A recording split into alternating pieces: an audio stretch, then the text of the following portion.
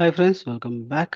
And మనం ఈరోజు తెలుసుకోబోతుంది వచ్చి మనం ఎలా ఒక డేటాబేస్ని క్రియేట్ చేయాలి అండ్ ఆ టేబుల్ పర్టికులర్ డేటాబేస్లో టేబుల్ని ఎలా క్రియేట్ చేయాలి అండ్ ఇన్సర్ట్ ఆ పర్టికులర్ టేబుల్కి డేటా ఎలా ఇన్సర్ట్ చేయాలి అండ్ ఆల్సో ఆ ఇన్సర్ట్ చేసిన డేటాని ఎలా రిట్రీవ్ చేయాలి అనేది ఈరోజు మనం తెలుసుకుందాం. ఓకే, బేసిక్ ఏంటంటే మనకు ఈ డేటాబేసెస్లో మనకు డిడిఎల్ ఫార్మాట్ తెలుసు కదా. మనం ఆల్రెడీ ఇంట్రడక్షన్ టైంలో కూడా చెప్పాను. ఓకే, డిడిఎల్ డిడిఎల్ డిడిఎల్ అంటే డేటా డెఫినేషన్ లాంగ్వేజ్. ఓకే, ఇందులో కేటగిరీస్ వచ్చి క్రియేట్ ఉంటుంది. ఓకే, అండ్ అలాగే ఆల్టర్ ఉంటుంది, అండ్ తర్వాత డ్రాప్ ఉంటుంది, అండ్ అలాగే ట్రంకేట్ అని చెప్పి ఉంటుంది, అండ్ అలాగే రీనేమ్. ఓకే, ఈ సెక్షన్స్ ఉంటాయి. ఓకే, డిఎం డిఎంఎల్కి వస్తే డిఎంఎల్ డేటా మ్యానిపులేషన్ లాంగ్వేజ్. ఇక్కడికి వచ్చేసరికి ఇన్సర్ట్ ఉంటుంది, అండ్ అలాగే అప్డేట్ ఉంటుంది, అండ్ అలాగే డిలీట్ ఉంటుంది. ఓకే, ఈ సెక్షన్స్ ఉంటాయి అన్నమాట. అండ్ మనకి ఇంకొకటి ఏంటంటే డిఆర్ఎల్ అని ఉంటుంది. డిఆర్ఎల్ లేదా డిక్యూఎల్ అని అంటారు అనమాట. అంటే data retrieval or data query language అని అంటాము. ఇందులో మనకు సెలెక్ట్ కమాండ్ ఉంటుంది అనమాట. ఓకే, ఇందులో సెలెక్ట్ కమాండ్ కండిషన్స్ ఉంటాయి. తర్వాత మనకు టీసీఎల్ అని ఉంటుంది. Okay, TCL section. ఇందులో వచ్చి ట్రాన్సాక్షన్ కంట్రోల్ లాంగ్వేజ్. ఇక్కడికి వచ్చేసరికి కమిట్ అంటే ఇది పర్మనెంట్గా డేటా స్టోర్ అవ్వడానికి. ఆ రోల్ బ్యాక్ అంటే డిలీట్ అయిన డేటాని బ్యాక్ తెచ్చుకోవడానికి. సేవ్ పాయింట్ అని చెప్పి ఉంటుంది. ఓకే, ఇది పర్టికులర్ దాన్ని సేవ్ చేయడానికి. ఓకే, డిసిఎల్ అని చెప్పి ఉంటుంది. డేటా కంట్రోల్ లాంగ్వేజ్ అంటారు దీన్ని. గ్రాంట్ గ్రాంట్ లేదంటే రీవోక్ అని అంటారు. ఓకే, వీటన్నిటి గురించి వన్ బై వన్ మనము స్లోగా తెలుసుకుందాం. ఓకే, ఇందులో డిడిఎల్లోంచి మనం క్రియేట్ని, డిఎంఎల్లోంచి ఇన్సర్ట్ అప్డేట్ని, అండ్ డిఆర్ఎల్ నుంచి సెలెక్ట్ క్వరీ. ఓకే, ఈ కాన్సెప్ట్స్ తెలుసుకుందాం. And remaining one by one upcoming సెషన్స్లో కూడా మనము తెలుసుకుందాం. ఓకే, మనం ఎప్పుడైనా కానీ ఒక టేబుల్ని క్రియేట్ చేయొచ్చు లేదా డ్రాప్ చేయొచ్చు. ఒక డేటాబేస్ అయినా సరే క్రియేట్ చేయొచ్చు, డ్రాప్ చేయొచ్చు. ఓకే, అండ్ మనకు ఈ పర్టికులర్ డేటాబేస్ క్రియేట్ చేయడానికి టూ వేస్ ఉంటాయి. ఓకే, డేటాబేస్ని క్రియేట్ చేయడానికి టూ వేస్ ఉంటాయి. ఏమేమంటే, ఒకటి క్రియేట్ డేటాబేస్ ఈక్వల్, తర్వాత ఇక్కడ మనకు డిబి నేమ్. మనం ఏదైతే డిబి నేమ్ పెట్టాలనుకుంటున్నాం అది. ఓకే, ఈ పర్టికులర్ డేటాబేస్ని డ్రాప్ చేయాలనుకుంటే డ్రాప్ డేటాబేస్ అండ్ మనకు డిబి నేమ్. ఓకే, ఇది మనం ప్రొవైడ్ చేస్తే ఆ పర్టికులర్ డేటాబేస్ అనేది డిలీట్ అవుతుంది. ఓకే, ఇవి two things. And another format of creation of database అంటే ఇక్కడ మనకు స్కీమా అని చెప్పి ఒక ఫంక్షన్ ఉంటుంది. Okay, schema. ఓకే, ఇది స్కీమా కూడా సేమ్ ఫార్మాట్ ఆఫ్ డేటాబేస్ని ఎలా క్రియేట్ చేస్తామో సేమ్ ఫార్మాట్ వర్క్ అవుతుంది అనమాట. ఓకే, క్రియేట్ ఇక్కడ డేటాబేస్ ప్లేస్లో స్కీమా అని రాస్తామంట. స్కీమా అండ్ మనకు డిబి నేమ్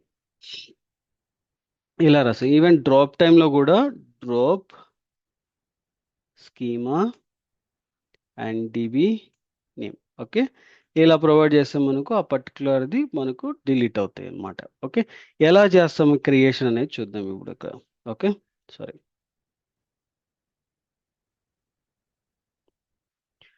ఇక్కడికి వచ్చేసరికి ఫస్ట్ నేను డేటాబేస్ క్రియేట్ చేయాలి. Okay, create database. మనకి ఇక్కడ వచ్చేసరికి CS_test.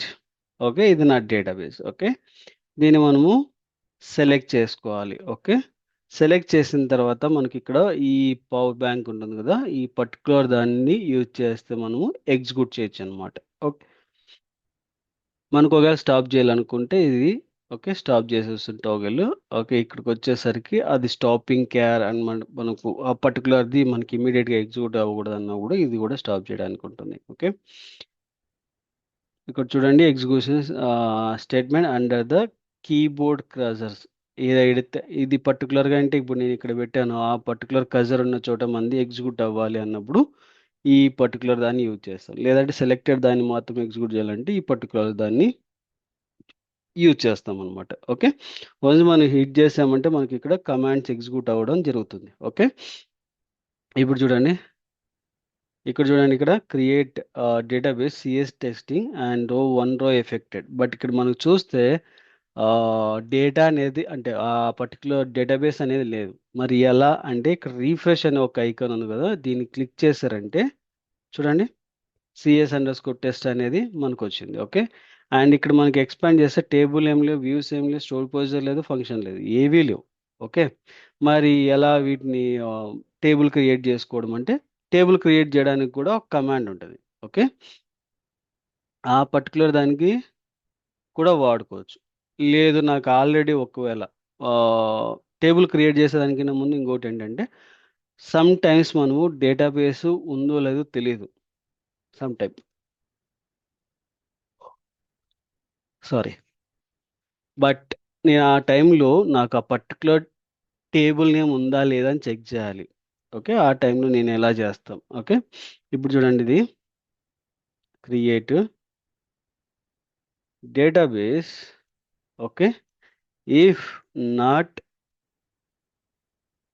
Exist CS_test. ఓకే, ఇప్పుడు దీన్ని నేను ఎగ్జిక్యూట్ చేస్తాను.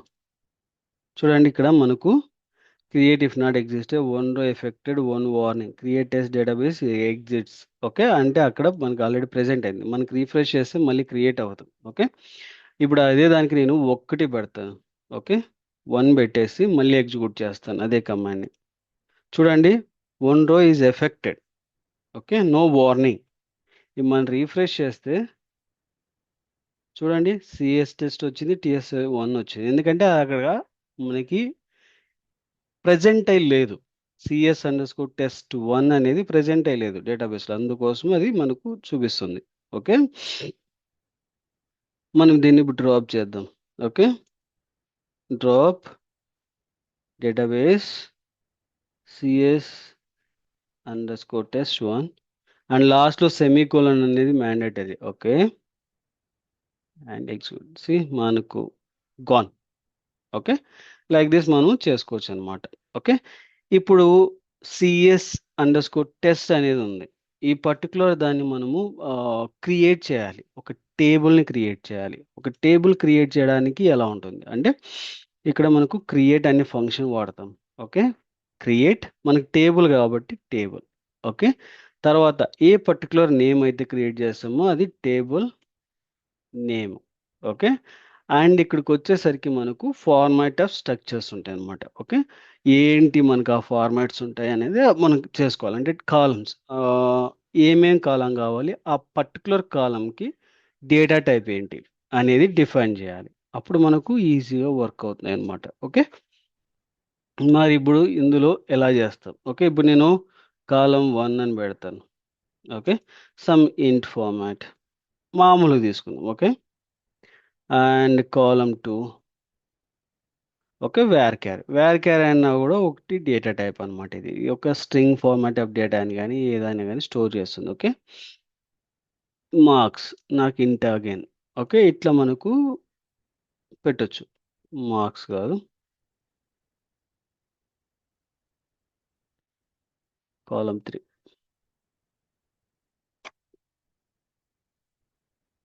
ఓకే, ఇలా మనం చేసుకుంటూ వెళ్ళొచ్చు అనమాట. ఓకే, మనం ఇప్పుడు క్రియేట్ చేసి చూద్దాం ఒకసారి. ఓకే, బిఫోర్ క్రియేటింగ్ ఏంటంటే యూస్ CS_test.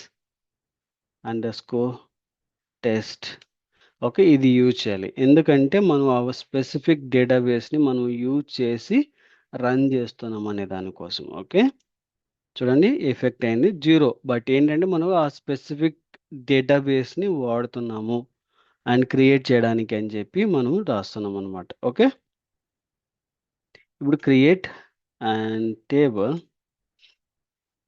నేను స్టూడెంట్ తీసుకుంటాను. ఓకే, అండ్ ఇక్కడికి వచ్చేసరికి ఎస్ నేమ్ అంటే SID and okay student ID int నేను 5 ఇస్తాను. ఓకే. ఇంట్ i అనేది నాకు 5 ఉండాలని. ఓకే. దాని తర్వాత స్టూడెంట్ నేమ్ వచ్చి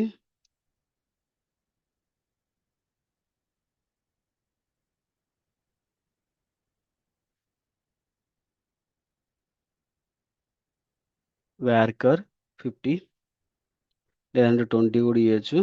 ఓకే. తర్వాత మార్క్స్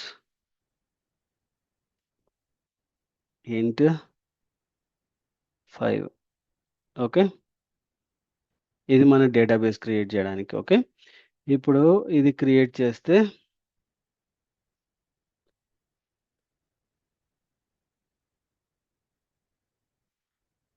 ఇంటీజర్ డిస్ప్లే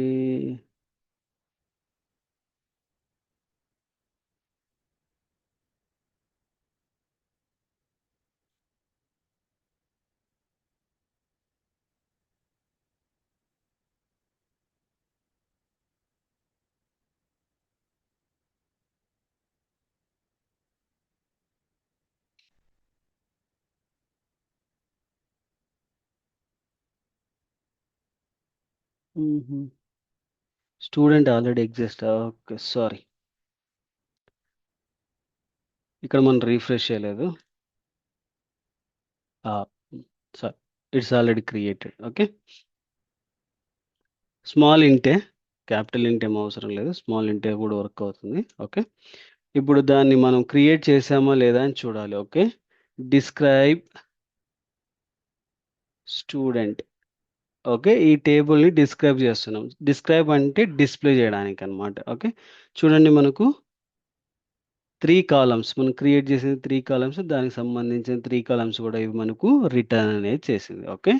ఇలా మనము ఒక టేబుల్ని క్రియేట్ చేసుకోవచ్చు. ఓకే. ఇందులో కాలమ్స్ ఉంటాయి. బట్ ఏంటంటే ఇక్కడ మనకు చూడాల్సింది 3 కాలమ్స్ ఉన్నాయి. But there is no value inside that. Okay.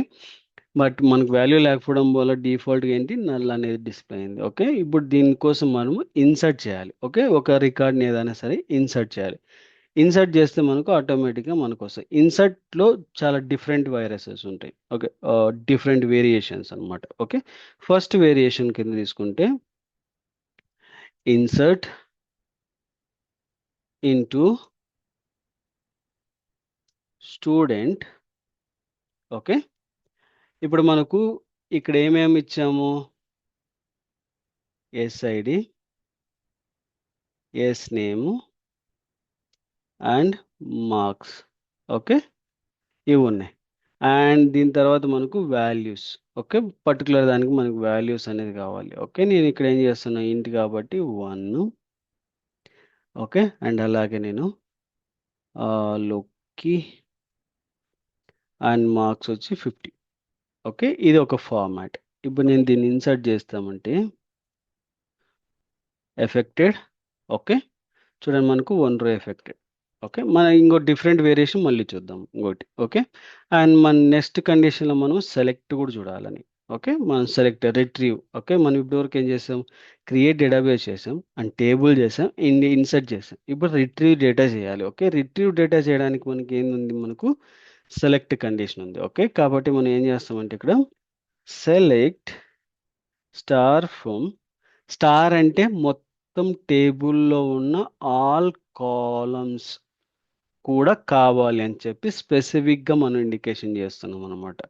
All columns in a table. Okay. కాబట్టి దాన్ని చేస్తాం మనం స్టార్ని. ఓకే. ఇప్పుడు రిట్రీవ్ చేస్తే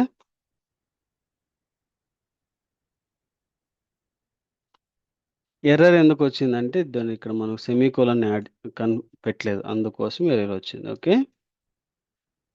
ఇప్పుడు దీన్ని రన్ చేస్తే చూడండి, 1 రికార్డ్ అనేది డిస్ప్లే అయింది. Okay. And there is one more way కదా ఇక్కడ. ఇప్పుడు ఇక్కడ ఏం చేస్తా అంటే ఆర్డర్స్ చేంజ్ చేస్తాను. Okay. S name and SID. Okay. ఇక్కడికి వచ్చేసరికి అంజలి అని చెప్పి పెడుతున్నాను. అండ్ బ్యాక్ సైడ్ ఇక్కడ మనకి 2 అని నంబర్ ఇస్తున్నాను. ఓకే. ఇన్సర్ట్ చేస్తాను. 1 రో ఎఫెక్టెడ్. ఓకే, ఇప్పుడు మళ్ళీ సెలెక్ట్ క్వరీ తీసుకుందాం. చూడండి, సేమ్ ఫార్మాట్లో వచ్చి పడింది. ఓకే, బికాస్ మనకు ఆర్డర్స్తో సంబంధం లేదు. ఓకే, మనకి ఏ ఏ వాల్యూస్ కావాలనుకుంటాం ఆ స్పెసిఫిక్ కాలమ్స్ని అండ్ వాల్యూస్ని ఎక్కడి నుంచి ఎక్కడ పెట్టినా కూడా అది సేమ్ అంటే ఎగ్జాక్ట్ వాటి కాలంలో ఉన్న వాల్యూస్ని మాత్రమే పెడుతుంది. ఓకే, మీరు ఆర్డర్స్ కూడా చేంజ్ చేసుకోవచ్చు. అండ్ వన్ మోర్ వే కూడా ఉందన్నమాట. ఇంకొక వే ఏంటంటే, ఇప్పుడు నేను ఇన్సర్ట్ చేస్తున్నా ఇంటూ స్టూడెంట్. ఓకే, ఇక్కడ నేను ఏం చేస్తున్నా అంటే స్టూడెంట్ తర్వాత వాల్యూస్ వాడతా. డైరెక్ట్గా వాల్యూస్. ఓకే, ఇప్పుడు ఇక్కడికి వచ్చేసరికి నేను 3 అండ్ ఇక్కడికి వచ్చేసరికి ఏబిసి అండ్ దెన్ ఇక్కడ వచ్చేసి 10. Okay, semicolon. ఇప్పుడు మనం రన్ చేసి చూస్తే 1 రో ఎఫెక్టెడ్ అండ్ స్టూడెంట్ చూస్తే పాస్. ఓకే, అండ్ ఇక్కడ నేను మళ్ళీ మనకు క్వశ్చన్ మార్క్ రావచ్చు. ఇందులో నేను ఆర్డర్స్ చేంజ్ చేస్తా. మరి మనకు వర్క్ అవుతుందా? నేను ఎగ్జిక్యూట్ చేసే టైంకి మీరు ఎక్స్పెక్ట్ చేసుకొని ఒకసారి కన్ఫర్మ్ చేసుకోండి. Okay,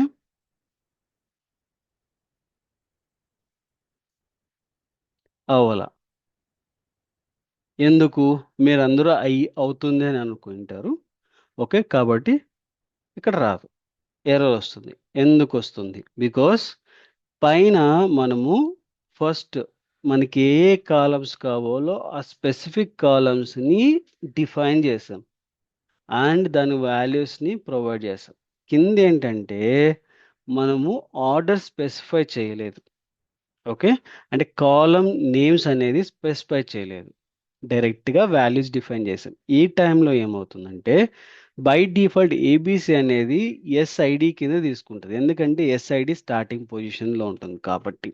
okay, and ABC move అయింది 3 బ్యాక్ వచ్చింది కాబట్టి ఏబిసి అనేది స్ట్రింగ్ ఫార్మాట్ ఆఫ్ వాల్యూ కాబట్టి అక్కడ మనం ఇంటీజర్ వాడాం కాబట్టి అది తీసుకోదు. ఒకవేళ అక్కడ కూడా వేర్ వాడిందంటే మనకు ఏబిసి అనేది డిఫైన్డ్ అంటే సేవ్ అయ్యేది, లేకపోతే అవ్వదన్నమాట. ఇది చిన్న logic. Okay, I hope this entire information help for you, and thank you for watching, and please do subscribe and share to your friends and colleagues. Thank you.